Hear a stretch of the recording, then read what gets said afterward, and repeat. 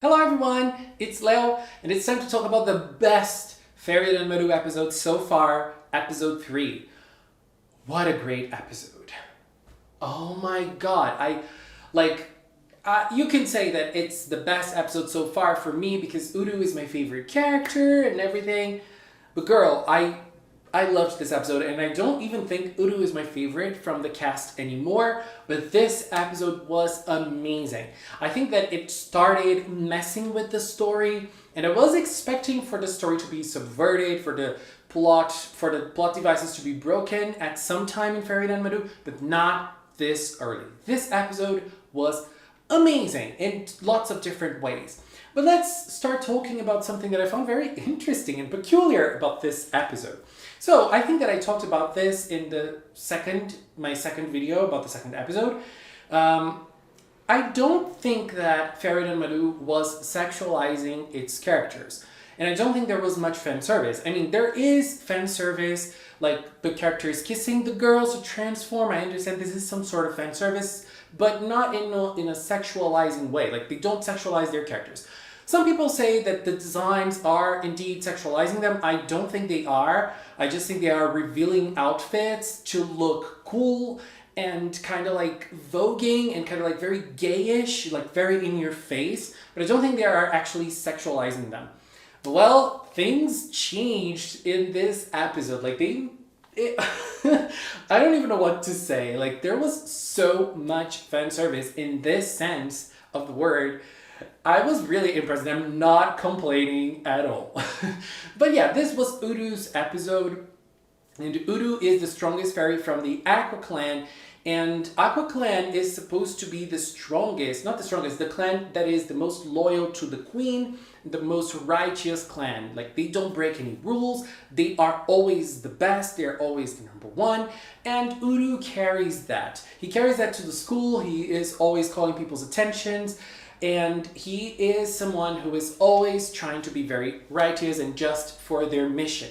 And this appears in lots of different ways during the episode, but I think that the most interesting thing, like for us, in terms of the story of Fairy RANMARU, is the fact that he was talking to Homura, and he was saying that it's absurd that Homura isn't really doing what he can do for the queen. And Homura said, like, I got the attachment in episode 2 for myself. I did this for myself and for my clan. I don't think he said it for his clan, but like, I did it because I wanted to. I did it for me. And Uru was like, you can't. It's absurd that you don't hold the queen in the highest regard like us from the Aqua Clan. And as I thought, this interesting dynamic between the two clans and the two heads of the clans is very interesting. I'm loving it, and I'm sold, and I feel like it shows a lot of their personality. I wonder why this happened, and I'm pretty sure we're gonna see something about that, because we are seeing some of the things in terms of the fairies, like the fairy realm. We don't see much, we just see like little scenes and flashes, but we can understand it. And in this episode in particular, we had some scene. I think that this was the first time we had this many scenes in the fairy realm, seeing Uru there. And Uru was a child, and we saw lots of different things happening. The first one was that Uru was coming to his parents and saying, I'm number one, I'm the number one fairy in my class. And he was expecting them to praise him, to be happy for him. They were not. They were very stoic, and his father just said, like, this is what you should do, this is what you should strive to do. And this really molded his personality. But there is another part of his personality that is, I don't trust humans and I don't trust feelings. And he takes the 10 laws very seriously. And RANMARU was talking to him in one scene, and it was very, very nice. I think that I am starting to like RANMARU more as a character, because I really think that he is going to be able to pull things off from those characters. You know, take some of the things that are like deep inside the soul of each of the characters and take them out. He did that with Homura in the second episode, but I feel like in this one it was even more interesting, because he looked at Uru and said, you look like someone who has tear-eyed. You are tear-eyed, and your eyes, it seems they're full of tears, but you cannot cry. You cannot take those tears out. And, well, I think it's pretty clear why. But it was very interesting how the episode showed it. We have a love relationship being the victims of the week. I don't even know because, again, as I said at the start of the video, this episode really turned things around, and I think that they did it with the victim of the week too, because she wasn't really a victim. But we'll get a little bit more into that later. Uru told RANMARU that love is something that can, mess with your feelings and mess with your head. And I believe that he sees love like this because of what happened in the fairy realm. So we had other two scenes in the fairy realm with Uru. One of them was that his father told him that he was going to be punished if he didn't get the best grades in his class. So he had to be number one. If he weren't number one, he was going to be punished. And then when he got to number one, when he was going to tell his parents or his mom, he was very happy. The door was like unlocked, but it wasn't totally opened. And then when he got there, he saw something happening to his mom. I believe that his mom was betraying his father, and well, I think that it's kind of clear that it's what happened. And then because of this, he doesn't believe in love anymore, and all that matters is for you to be righteous, for you to be just, and that's it. Uphold justice and laws first thing in your world, and you're gonna be fine. That's how the Aqua clan works. Probably his mom was, I have no idea what could have happened to her, but I believe that she was outcast, and like more or less what happened to Homura in the second episode. Maybe she was having an affair with Homura's father, the head of the Ignis. This just came to me, and that's why those two clans have this thing. Well, that can be a thing. This just came to me. Oh my god, this just came to me. Anyways, going on, I think that this episode also messed with what it was playing with the first two episodes. I think that in the first two episodes we had good versus evil very clear in the relationships we were seeing. Everything in this episode was a little bit more complex because we didn't have a good person being used or suffering because of the consequences of a bad person. We saw someone who was totally obsessed with her boyfriend and she was doing everything she could in the relationship, but it was very clear he did not care about her. And obviously he is wrong by not telling her this and treating her bad, but the signs were there, girl. You didn't wake up because you didn't want to wake up. You were playing in your whole fantasy world. And so when things were happening, I was wondering, who is going to be the villain of this episode? Because they only set up one character. Usually in the others, we see two characters being set up. One as the victim and one as the evil character. In this episode, we basically saw the girl. And then we saw that her boyfriend turned out to be the evil one. And well, I can kind of see that, but I don't think that this episode tried to make it black and white, because this episode also portrayed the girlfriend in a very bad light, which I agree in terms of narrative. I think I can see why she was not being someone, like she wasn't doing it for her feelings. She was doing it for her pride and obviously jealousy, because she felt jealous of her boyfriend with other people. She wanted everything from him, and she wanted like full attention and everything. And she believed that by doing everything, he owed her everything. And well, that's not how relationships work. Uru quickly notices that, and he also gives her the card, which plays no role in this episode, again, just like episode 1. And we see Uru actually going and kissing her and transforming so that he can go after her boyfriend and catch the attachment. The fighting scene of this episode was very nice. It was the best fighting, not very nice, but compared to the other two, the best fighting scene. But Uru's transformation, girl, what a transformation. Look, I think that this is pretty established. The hands and the legs are pretty boring. It's gonna be like that for every single character. But apart from that, the rest of Uru's transformation, girl, work. What a diva. I really loved the transformation. Lots of fan service in the transformation, and the way it finishes with the whip going up his leg. I was like, ah, and he has a whip, you know. Whip characters are queens. Queens, queens, queens. And so We see his song as well. I really liked his song. I think it's the best one so far. And he started fighting against her boyfriend. And like the talk was very weird. Like the things the boyfriend was saying, I was like, I kind of agree with him, which was the villain.